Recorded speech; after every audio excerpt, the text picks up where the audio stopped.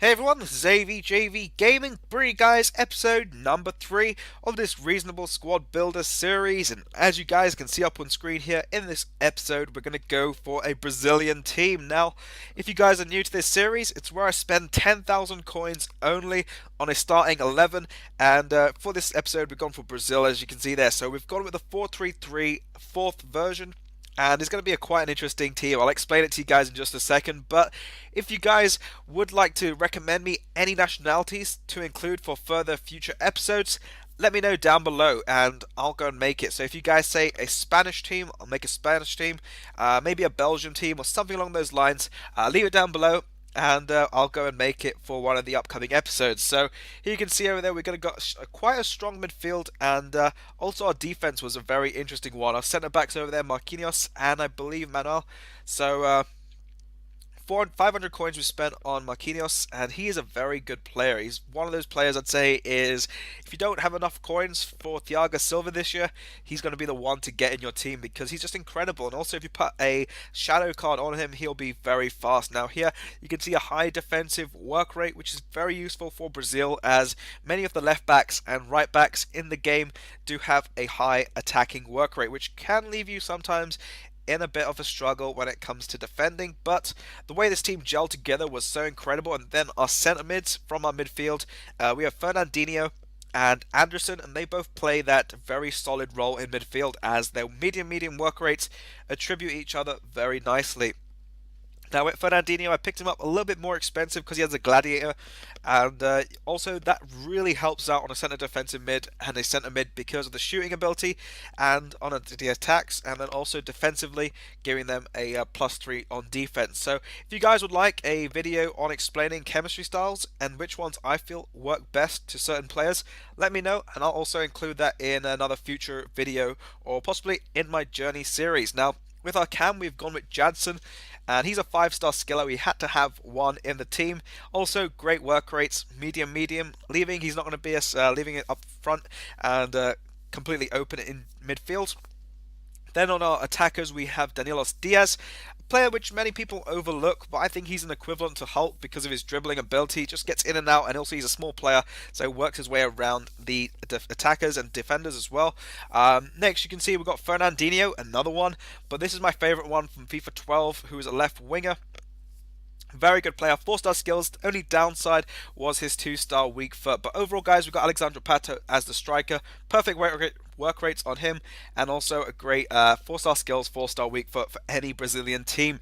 Now, also, guys, with the team overall, I'd say very nice in attacking. Alexandre Pato scored more than a crazy amount of goals for me, but I've only been able to put a couple in here because pretty much it'll just be a complete Alexandre Pato compilation. Now, you can see over here Fernandinho, the centre mid, just pretty much going in and destroying my opponents. He's got 83 aggression, which pretty much meant he would tackle anyone and always win the ball. But he did get, I think, a red card twice, so be careful on getting red carded with him. Now, you can see I drilled in a long free kick. He's a very good fun player to have with those long free kicks. Just try drilling it and curving it around the balls. You can even do those knuckle free kicks, I believe they're called. But nonetheless, he's a quality player. If you guys are going for long range, definitely Fernandinho.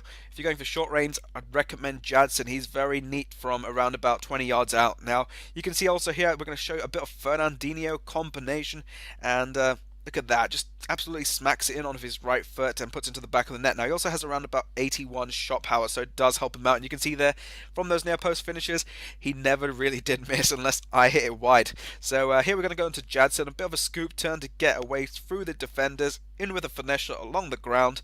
And Jadson was very helpful in just managing to maneuver through all of our players over here. You can see just utilizing a couple skills, and the simpler skills, guys, always were more effective. The more I complicated them, it felt a bit funny, but nonetheless, his dribbling, keeping it around about his feet, then going with a roulette over here to get past two, passing in between Pato, a bit of 1-2 play, and going off the rebound into the back of the net. And he was just such an easy player to get goals with. He was just, I felt like putting a sniper card on him because he was going to be incredible, but still, guys, I couldn't affect the budget of the team, so had to keep it within reason. Now here you can see also his chipping ability is quite spectacular. He does keep it very nicely and doesn't overhit it like some attackers do. But here we're going to get now into Danilos Diaz, 4-star skiller, 4-star weak foot, quite interesting players. Only got 71 finishing, but I'd definitely say it's in around about the mid 80s because he did keep the ball. And this is one interesting thing as well, guys. He only got 79 ball control, but look at that over there, a bit of skill to get past two defenders, put it into the back of the net, even against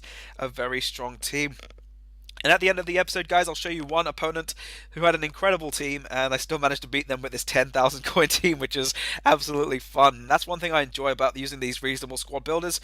Just so easy to utilize. Now, here we have Fernandinho, the left winger. He only got 2 goals, and it was kind of a disappointment, but nonetheless, you guys are going to see a bit of aggression from his side. I think both Fernandinhos had very high aggression. You can see here bullying 2 players to get through, even knocking out the defender on the way in, and finding his way to get a goal over there in the 45th. And here you're going to see also a little bit of a play, and I think this was one of our centre backs going and also scoring a goal. So they only got 1 goal between them, but they did definitely a solid role in the defense. Now here we got a little bit of Alexandre Pato, great player overall, 4-star skiller, 4-star weak foot, 88 pace this game, 90 acceleration, 4-star skills, I think I said that. He's got, I think, 78 finishing, which is also very nice. And also one thing I found is his finesse shots were incredible. The way he manages to just get around, and as you can see there, it's all just self-explanatory, not even breaking a sweat with the finesse shots. So definitely say, guys, buy Alexandre Pato if you cannot afford some expensive players. I personally think he's better than Neymar. I'd probably have him in my Journey series very soon. And also, heading-wise, very good on that front. Now here you can see a finesse shot around the keeper, and he pots it in very easily with his weaker foot, which is great stuff. And I think we're going to wrap it up here, guys. Show you my opponent's team and how expensive their players were. But hopefully you guys did enjoy this episode. By all means, please do drop it a like and subscribe here if you're new for more daily FIFA 14 videos. And this has been AVJV Gaming, and I'll catch you guys for the next episode.